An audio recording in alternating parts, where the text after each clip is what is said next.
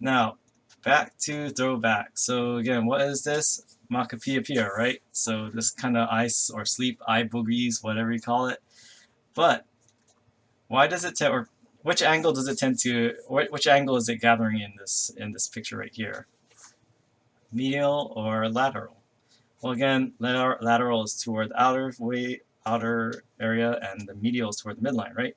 So typically, if you have you tend to wake up with this. I think everyone's waking up with this, maybe not to this extent, but notice it's on the medial angle. And it's not coincidental. It's not random whether you wake up.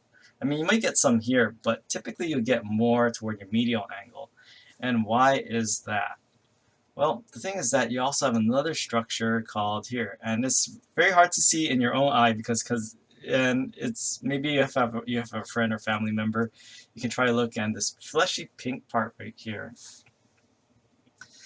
And what we have is what we call the lacrimal caruncle. Do you need to know all the names of the angles? I will probably just call it the angle, but just more like FYI. So yeah, I just will probably make it simple and say it's medial and lateral angles.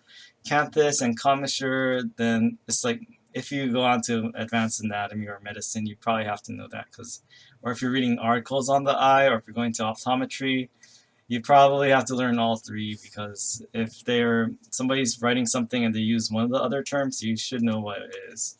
Yeah, so lacrimal, again, back to when we talked about the skeletal system, lacrimal refers to the tears, right? So anything related to tears is called lacrimal.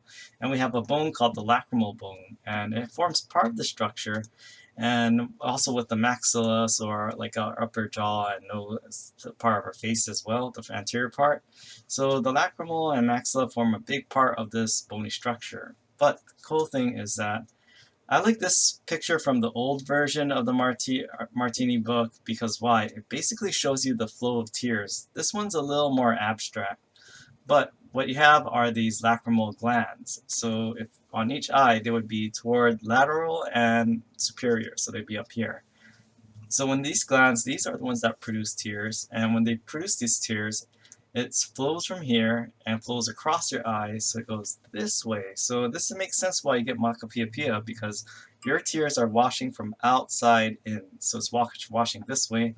So if there's any sort of mucus or gunk or dust or debris, it's going to flow this way. So it's kind of like when you see leaves gather in a sewage drain. Which way do the leaves gather? It gathers downstream of which way the water flows. And then here we have the lacrimal excretory duct, so all the tears are being excreted this way, and then you have the flow of tears, again, from lateral to medial.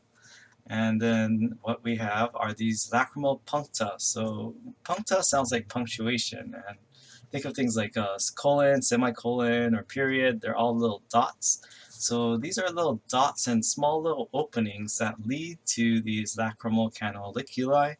So these small little canals that lead to the lacrimal sac. And through this lacrimal sac, which is surrounded by the lacrimal bone near maxilla, then it goes into the nasal lacrimal duct, and then into the nasal cavities. So extra tears, assuming they don't spill out onto the surface of your face, they're going to wash across your eyes and collect in this lacrimal sac and flow down to your nasal cavity. So this sounds like a great type sort of exam question, right? I love these things where it tells you like it's pretty linear, and it tells you, okay, where do our tears produce?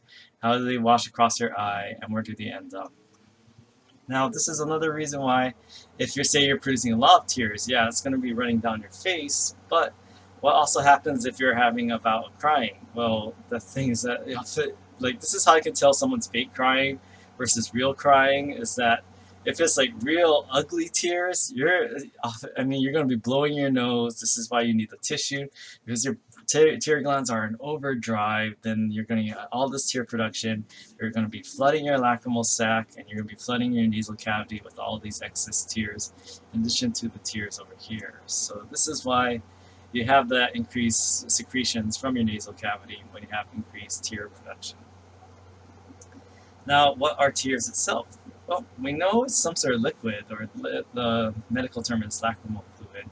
But tears, they're some sort of liquid, right? And they're watery, and and if you've tasted them, they tasted salty, right?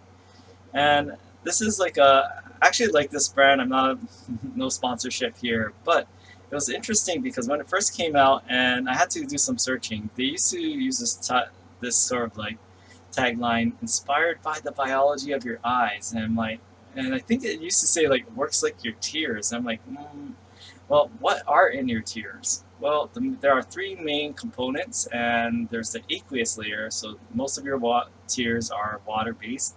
And why are they salty? Well, what's the chemical formula for table salt? You have sodium chloride, and also other electrolytes like potassium as well. So, but that sodium chloride is why it tastes salty. And you also have metabolites as well, but don't worry about memorizing a laundry list of metabolites. I just want you to know that water and things that dissolve in water are a major component of tears. So maybe this, I mean, they don't publish all the exact chemical composition, but it's probably what they try to balance. But there's also mucus, and remember that mucus is, well, why is mucus kind of jelly-like and sticky? It kind of holds on to water. So mucus helps to kind of thicken up tears so they're not just complete water. You have some mucus and mucins and glycoproteins to help thicken up your tears. And there's also a lipid layer. So if you have contact lenses and you take them off and they put them in your whatever solution you use for storing, you might notice that there's a little film that floats to the top. And this is a combination of the mucus and the lipids as well. So remember that lipids, they don't dissolve in aqueous layers very well. But these very interesting secretions called meibomian from these glands called meibomian glands, they actually help to disrupt surface tension of water, because water is kind of sticky. It kind of has this cohesion and surface tension, and this meibomian glands, they secrete a lipid-like structure, or this oil that helps to disperse and disrupt the surface tension so tears spread easily across your eyes. So this is why it's going to be very hard to make a bottled fluid that's exactly like your tears, because synthesizing the mucus and lipid part and making sure that it's preserved, it would be very hard. So I think this is why maybe people were complaining, or maybe pedantic professors were complaining to this company. And this is why like the bottle I have right now, it says works like your eyes. So they don't say, like, they took out the biology part. Probably because like somebody was saying like, hey, you don't have this other parts of your biology of your tears. But showing you that tears are water, but you also have other things to help thicken it and help to disperse it as well.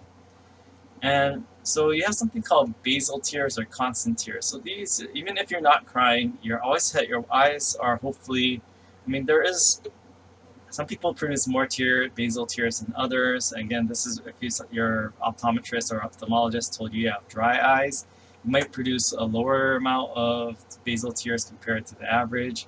But you have some sort of moisture on your eyes, because if you've ever woken up with dry eyes, or if you have contacts and dry eyes, you're like, ooh, ow, right?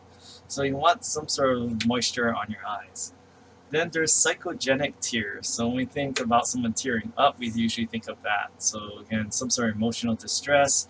These are emotional tears. And the cool thing is that, I mean, it's not cool if you're under distress, but the thing about tears is that this is why I'm not having you memorize values of how much of tears are water and other substances as well. Sometimes they find things like hormones are increased in tear secretions when you have psychogenic tears due to emotion and other metabolites. So the composition and chemicals you find in tears can change depending on the situation. And there's also reflex tears. So what happens, like say you're wearing contacts, or say you're in a dusty area and you get dust or sand in your eyes, and you're like, oh my god, and like, I mean, have you ever had that situation and people are like, are you okay? And you're kind of like, no, I'm just trying to like get this thing out of my eye. So this is our reflex tears, or if even like here, what happens if you cut an onion and then you have all those compounds entering your eyes? It's going to trigger a reflex. You can't control it. They're like, oh, are you crying? And like, yeah, are you okay? And like, yeah, no, I'm just cutting onions. And yeah, so those are reflex tears. So it can be chemical, it can be due to something in your eye. But what's going to happen is that the whole purpose is to wash whatever is, whether chemical or some sort of dust mite, out of your eyes. So typically the composition of your tears also changes. You have less mucus and you just want to produce a lot of water, kind of like flood your eyes with water. So you typically, your tears that are reflex tears tend to be watery. Okay, so enough about the lacrimal gland. That's pretty easy, but also very important because, again, if you've had dry eyes, oh, you know how painful it can be if, how much it can affect your daily life.